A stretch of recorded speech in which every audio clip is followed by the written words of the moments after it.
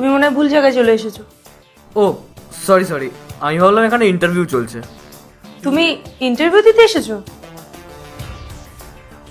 এই মার্কারটা তোলো আর বোর্ডে যা খুশি লেখো।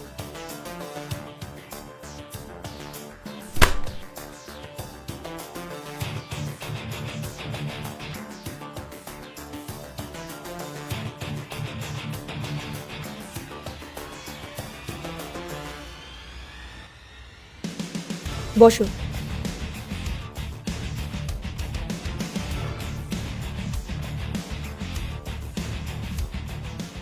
নিজের সম্পর্কে কিছু বলো। রিজিউমে তো আপনার হাতেই আছে, আর এখানে যেটা লেখা নেই সেটা আমি আপনাকে বলছি।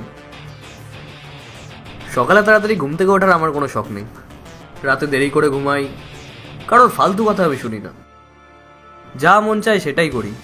আর হ্যাঁ, কফি দিনে 6 বার খাই, আর যদি কফি বাই চান্স একবার মিস হয়ে যায় তাহলে কাজ বন্ধ করে রেখে কফি খাই। তোমার ড্রেস তো খুব পুয়ার। তো কি হয়েছে, আপনার কোম্পানির যে ডিগ্রিটা চাই সেটা তো আমার কাছে আছে। আর সত্যি কথা বলতে কি বলুন তো, ওই টিচারদের লেকচার আমার পছন্দ হতো না, ওই জন্যই।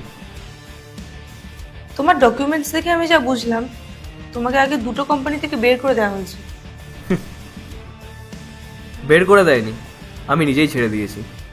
অ্যাকচুয়ালি ওদের আইডিয়া আমার পছন্দ হতো না, সেটা আমি মুখের ওপর ওদেরকে বলে দিতাম, আর সেটা ওদের খারাপ লাগতো, ওদের অভদ্রতা আমি বলে মনে হতো,